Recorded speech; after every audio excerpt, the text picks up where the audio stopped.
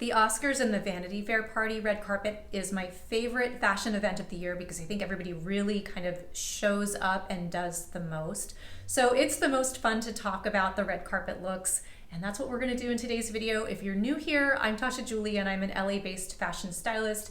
You will have to bear with me. I walked home from the events last night. I was there working. They closed all the roads and it was just easier for me to walk home rather than trying to get out of there. So it's been a long 24 hours, but it was well worth it to see some of these beautiful looks. And before we get into any of these looks, I do want to give the quick disclaimer that none of my critique is meant to be hateful or discuss things that people cannot change. So we are not here to body shame, discuss physical features that cannot be altered without cosmetic surgery. We are here talking about clothes, which can easily be changed. You can take off a dress and put on a different one very easily. So none of this is intended to be hateful or a character assassination on any of the celebrities that we discuss. So without further ado, let's get into it. This video needs to be edited and put up the same day, so it's going to be a little bit more casual and a little bit more uncut. So I also have my notes here on my iPad. If you see me glance off camera, that is what I'm looking at. Let's kick it off on a high note with one of my all-time favorite looks from last night, and that is Zoe Saldana. She is wearing Anthony Vaccarello Saint Laurent, and I love almost everything about this look. So she got this right in so many ways. I love this sort of burgundy Merlot color. It's a little bit less expected than like a red or a purple. So I think that in itself is interesting. And then these sort of multi-tiered ruffle layers, which if you said to me on paper, multi-tiered ruffles, I'd be like, maybe not. But this absolutely works because I think it's not overly voluminous. It doesn't feel costumey or look like a cake topper.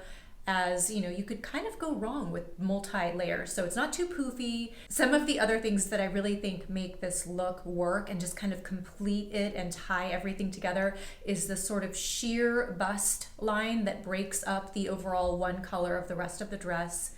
It also kind of opens up the chest, neck area, pulling focus to her beautiful face. And it also kind of ties into the sheer gloves, which I happen to love. Can we tell? So I think that we were seeing some missteps with gloves in some of the previous award shows with the opacity. They were either an opaque black and even like an opaque white. I think it was Ariana Grande on a recent red carpet had the opaque white gloves that were just pretty not great. So these sheer gloves that tie into the bodice of the dress really, really work. And the one teeny tiny thing that I actually did not love about this look was the necklace, the Cartier Panther necklace. I feel like it kind of doesn't go with the rest of the look, but it is barely noticeable. I zoomed into it because of course I was making this video and I was like, oh, what she got on her neck? And I was like, I don't really love that. But the rest of this look is so fantastic. It really is almost not noticeable. So she is one of my favorite looks from the entire evening. And since you've got to take the good with the bad, we will move right along into one of my least favorite looks from the evening, and that is Rachel Sennott in Balenciaga. So there were several things about this look that I did not like. It wasn't over the top egregious. I mean, this is a very prestigious formal award ceremony, so there luckily wasn't a lot of like really egregious missteps where it got very, very strange. Which, as a side note, is why I did not film a video for the Grammys. I mentioned that I was going to, but after I saw the looks, everything was just so over the top, costumey, ridiculous that I could not film that video. I was like, no, there's just nothing to say here. But back to Rachel Sennott in this Balenciaga dress, not egregious, but also not my favorite. So the things about it that I do not care for, number one, this sort of pink mirror disco ball. The little check marks on it, I'll insert a photo so you guys can see a close-up of how it does kind of look like a disco ball, but not really in any way that you would kind of want it to. So that I don't care for. Also, the basic standard silhouette of the dress is just very plain. It's a strapless formal dress. It's a little bit boring. And then adding to kind of just the standard formal wear feel of it that just isn't great or much fun for a red carpet are the opaque tights and then the closed toe plain black pumps. So if I were to restyle this, the first thing I would do would be to swap out the black tights for either just a bare leg, but it was actually unseasonably cold last night. I was freezing, so I can't imagine being in formal wear. So maybe she wanted to wear something on her legs to stay a little bit more warm. And if that was the case, I think that she could have done maybe like a sheer sparkly pink tight, something like that, that was a little more fun and a little bit more sheer, that would kind of break up this look. And if she was going to go bare leg, I think a really fun way to kind of change up this look and make it a lot more interesting would be with a colorful shoe. Right now, just off the top of my head, I'm thinking like a chartreuse, maybe a green kind of metallic would have been kind of neat. And then to fix one of the final issues with this look and also tie into my own personal restyling of this, her entire neckline is bare in this strapless dress. So I think that if I were to restyle this with a green color shoe, I would probably tie that into the neckline with probably like a emerald necklace or something like that, that I think would really add something to this look and kind of take it away from the standard, a little bit boring prom lady going to the country club or whatever this basic sort of formal wear look is giving. So that's how I would restyle this. Not the worst look of the evening, not egregious, but just not great. You guys, my jaw hit the floor when I saw this next look, and I'm talking about Julianne Hough in Dior. This is absolutely everything that I want a formal award show red carpet look to be. So it's ethereal, it's got a little bit something different to it, it's eye-catching, it's glamorous. It does have that slight nod to old Hollywood without being boring or costumey. So this Dior dress is so beautiful. It's got a slight ombre effect to it that kind of runs down the middle. It's a little bit cinched in at her waist, so it does keep everything looking very, very glamorous. It's slightly sexy without being, inappropriate or like too sexy or taking away from the overall look. And then the other things that have really gone right with this look are her hair. It's styled into kind of an old Hollywood glamour type of a vibe, but it's not frumpy or boring. It just looks very glamorous. And then also the makeup artist really did everything right when it comes to her skin looking glossy and bronze. As a blonde in a kind of beigey gold tone dress, she could have gone into slightly washed out territory, but the makeup artist with this punch of a red lip and the glossy bronze skin kept any of that from happening. So this look was absolutely everything. She looks amazing. So A+ on this one. I can really appreciate and respect when a woman wants to do something a little bit different on the red carpet than the standard expected formal gown. But unfortunately, this next look, Laura Dern in Gucci separates, like I said, I can appreciate that it is separates. It's a top and pants, not a dress, but it just really misses the mark. It's kind of giving Jack Sparrow. It's boring, it's frumpy, it's a little bit harsh being all black. The top with the sheer kind of lace is okay, but the tuxedo pants, the cummerbund, all the way down to the shoes, it's just a little bit boring, it's a little bit frumpy. And then even her hair, which looks gorgeous on its own, but I don't care for the way that it's just kind of down and a little bit dull, as if my hair looks any better right now. But she's on the red carpet, I'm not, so.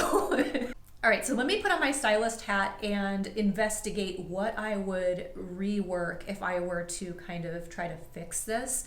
The first thing I would do would be to swap out the black bodysuit that she's got on under this kind of sheer top for either a red or even a burgundy toned one that would punch it up and make it a little less monochromatic and a little more interesting. If you zoom in, she's got red nails. So I think that would help break it up and make it a little bit more interesting and fun. And then I would probably also swap out the shoe for something a little bit more sparkly, perhaps an exaggerated pointed toe, something with some shimmer in it. And then the last thing I would do would be to change out her hair. It looks gorgeous on its own, but I don't care for it all being just down and a little bit plain. With a look that is already a little bit more conservative, I think we could do something a little more interesting with her hair, pull it away from her neckline and her face. I think that would open this up and make it a little bit more interesting as well. And we could perhaps add even a bag, or if she's got her hair up, an interesting pair of earrings, something that's going to kind of punch up, again, this very monochromatic, even like leaning a little bit masculine, but not in a fun like juxtaposition way, because I actually really do like when feminine and masculine kind of play well together. But this didn't, it just was kind of frumpy and really did not work. So that is how I would restyle it to make it a little bit better, a little bit more fun, and a little bit more interesting. So if Laura Dern's look was menswear gone wrong, this next look is menswear gone right to perfection. And this is Omar Apollo in Valentino. I cannot stop looking at this outfit either. It is just so good. All of the fine details. Let's start with the shoe. So this is a little bit off the beaten path for traditional menswear. I love that he is wearing a slight ballerina bow detail shoe. It's very much the road less traveled for a traditional menswear look, but it works. It's cool, it's different, it is just so fun. And then as we move up and look at the rest of this overall look, it is classy, it is elegant, it's still looking refined, but there are several elements to this more classic look that are punching it up and making it a lot more fun. So the first very obvious one being this scarf and this sort of veil headpiece, again, a little bit off the beaten path for a traditional menswear look. But I love this, and I think that we should have a little bit more room in our society for men to express themselves regardless of their sexual orientation. Like, who cares about that? But if a man wants to wear something that is traditionally more feminine on the red carpet, we should have less judgment around that. So I think this is really sort of breaking into that realm. This is very artistic.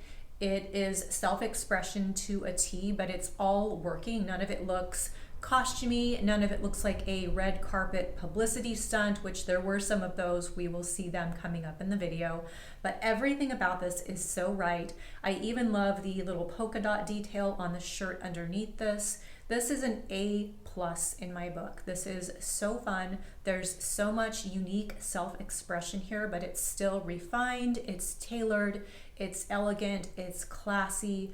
None of it shows up and is weird and is kind of a big FU to everybody else that like put in an effort. This is so artistic and fabulous. As a stylist, this is everything that I want to see. I'm going to look at this for the rest of the day.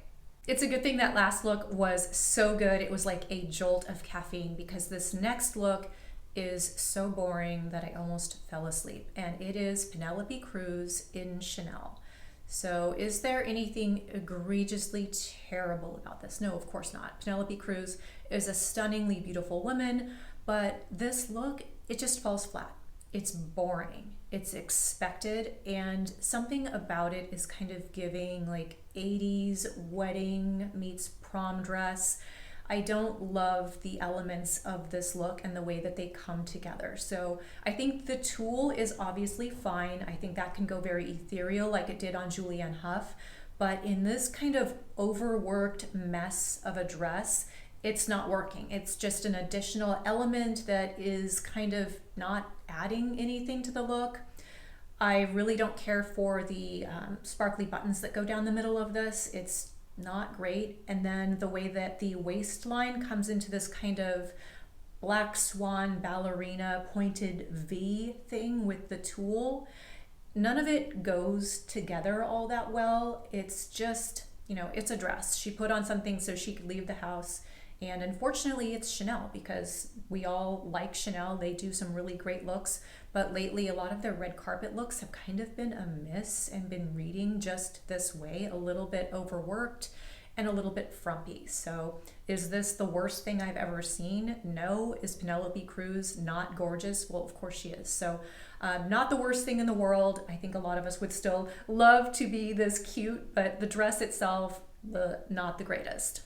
When there is a stylist and client relationship that is just so synergistic that everything comes together perfectly, that is Emma Chamberlain and Jared Elner. If she were to come to me and say, I will pay you a ton of money to be my stylist, I would send her right back to Jared, because I think they work perfectly together. So that would never happen, but I'm just trying to illustrate the point in how well the two of them work together. Ever since she started working with Jared, her looks have just gotten so good. Case in point, last night's look, Emma is wearing Gaultier. I did see this in person. It was amazing. So this is from the Vanity Fair party, not the Oscars itself. So it's a little bit more punched up. It's a little bit more fun and sexy. Everything about this is fantastic. So let's look at this in fine detail and sort of zoom in and discuss what we are loving about this. First of all, I love that the color of this is just slightly punched up a notch to have a slight olive tone to it. So if this were just plain beige, it could have been leaning a little bit too like skin tone color and almost looked like naked in not a good way. So not only is this dress stunning perfection, I knew right away that this was Gaultier just from looking at it. It looks like the perfume bottle that everyone loves. And then the kind of stitching open detail to it is adding just enough sexiness to it where it's, you know, showing some skin, it's got visual interest, but it's not like so naked that it's kind of grotesque or inappropriate. It's just enough sexy to be amazing. I'm also really loving the way this corseted bodice dress has a choker neckline. That is just really adding to this look and elevating it as well. And then the rest of this look is coming together just perfectly as well. Something about this is kind of giving vintage Madonna, in my opinion. I think that might have been what they were going for. Emma's hair is giving very like early 80s Madonna when she had that kind of boyish platinum blonde look. And then the makeup just really punches up Emma's features. She is so beautiful and stunning. And one of the things I love about her is that she is completely herself. Like, how many times have we seen her show up on camera with no makeup on, or she has a pimple, or she's not having the best day? She's very, very authentic, but I also appreciate that she can come and just really bring it for these award shows and red carpet. Emma is herself, but she's also not afraid to kind of push the fashion envelope and change up her look and do something that's fun and cool, but we will also never see her show up to a red carpet in her, you know, loungewear from home with no makeup and her pimple patch, which is totally fine at home, but not on a red carpet. So Emma killed it with this look. The stylist, Jared Elner, shout out to both of them. This was fantastic and also one of my favorite looks for the night. And that brings me to my next look, which was a favorite, and that is Yasmin Finney.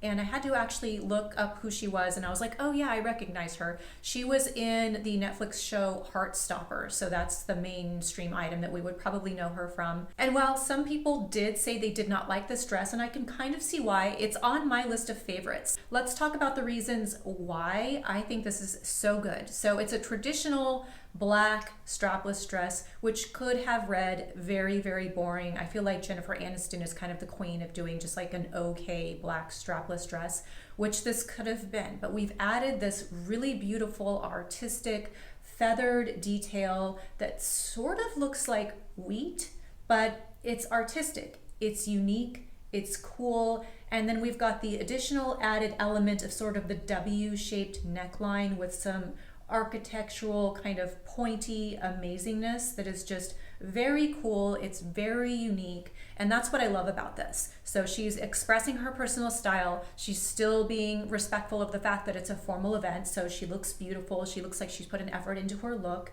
And then the gloves, once again, have a little bit of a sheerness to them. For some reason, opaque, like clunky black gloves don't really work on the red carpet. I don't know if it's the way that they don't photograph right, but there needs to be some sheerness to them in order for them to work, which she has on here. And this whole thing just really ties in with all of the other elements, and it's playful, it's unique, it's fun, it's sexy, but it's still interesting and cool. It's not boring at all. So I love this element of being yourself and self-expression. I think this is amazing. So another winner for last night's looks.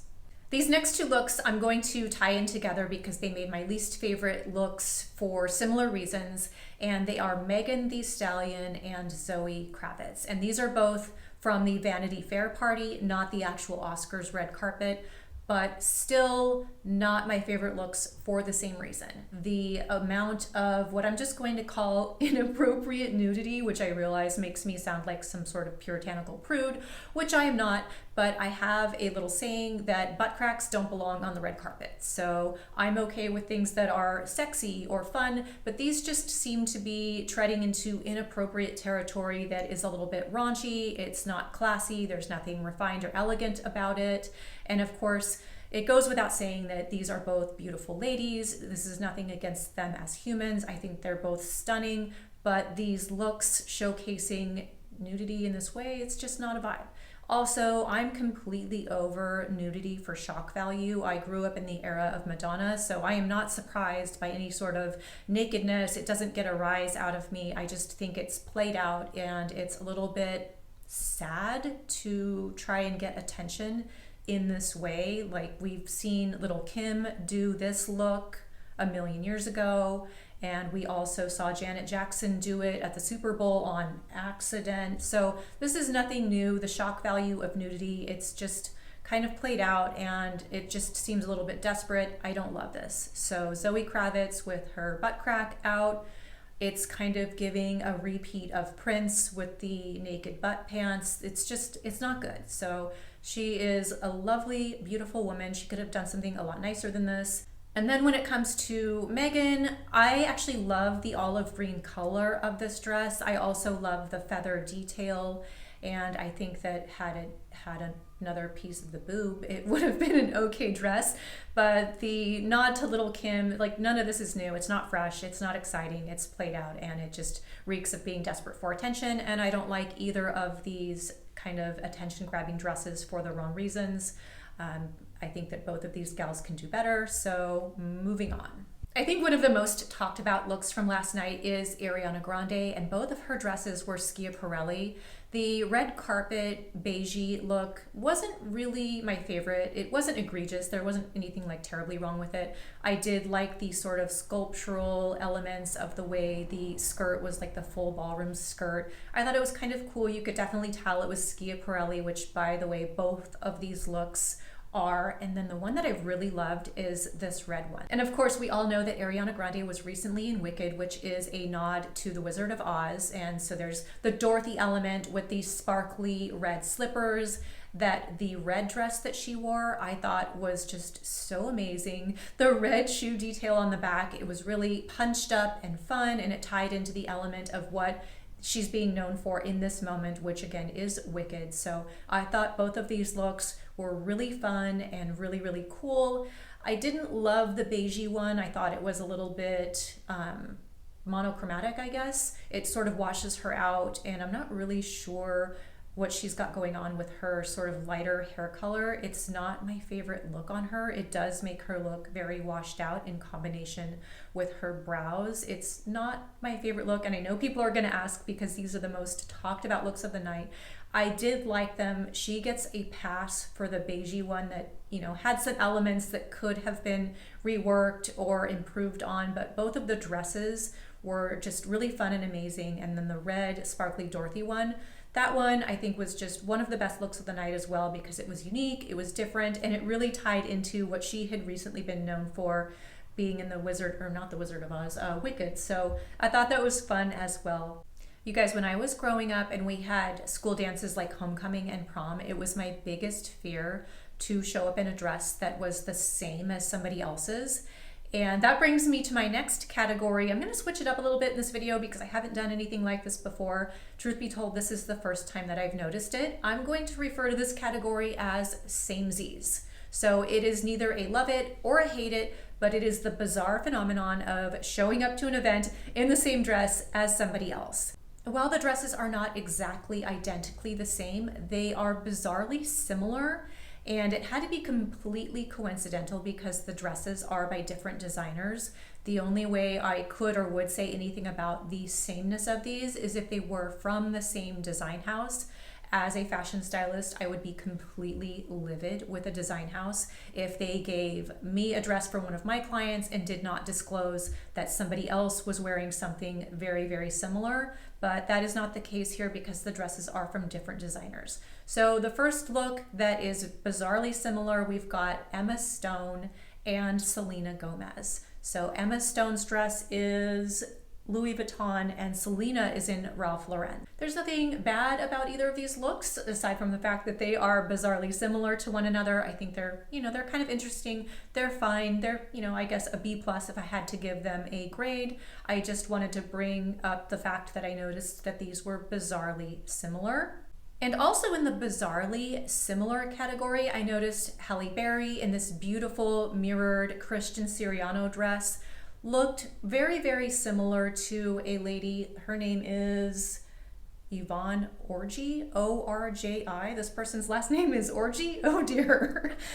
So her dress is by Pamela Roland, and these two also looked very, very similar. So I would also grade these to be a B+. I think that they are pretty, they're nice. They're nothing to write home about in the way of amazing or terrible, but something I wanted to point out being bizarrely similar to one another. Very, very strange. So those are my favorites, hate-its, and honorable mentions for this video. I'm not good at ending videos, so thanks for watching, guys. Let me know what you thought about these looks or if I missed some of your favorites or hate-its in the comments below, and I'll see you again soon.